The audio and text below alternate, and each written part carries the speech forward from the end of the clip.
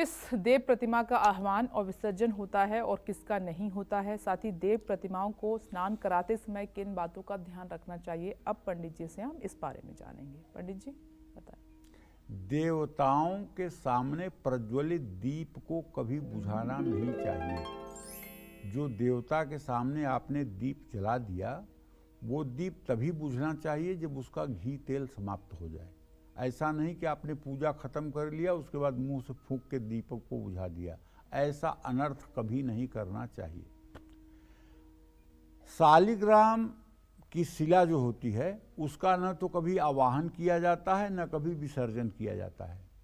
नेपाल में गंडकी नदी है, उस नदी में गोता लगाने पर जो वहाँ से पत्थर मिलता है काले रंग का, वो शालिग्राम की शिला है। उसकी पहचान है कि तुलसी के पत्ते को चिपका लेता है। शालिग्राम का न तो आवाहन किया जाता है न तो विसर्जन किया जाता है, वो विष्णु रूप में सदैव स्थापित रहते हैं। मिट्टी की मूर्ति का आवाहन और विसर्जन होता है और अंत में शास्त्रीय विधि से उसे किसी पवित्र नदी में प्रवाह किया जाता है। पंचामृत से अगर सब वस्तु प्राप्त न हो सके तो केवल दूध से स्नान कराने मात्र से पंचामृत जन्य फल प्राप्त होता है।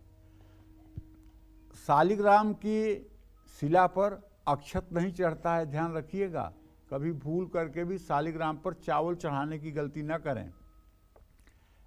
हाँ, लेकिन अगर चावल चढ़ाना जरूरी है तो गुलाबी रंग से उसे रंग करके तब आप चढ़ा सकते हैं।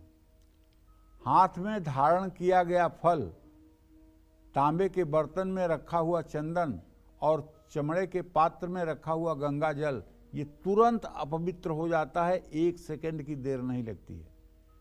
तो देवी देवताओं को पिघला घी और पतला चंदन नहीं चढ़ाना चाहिए। मूर्ति को स्नान कराते समय उसे अंगूठे से नहीं रगड़ना चाहिए, ये बात भी ध्यान रखिएगा। जय मां विंध्यवासिनी।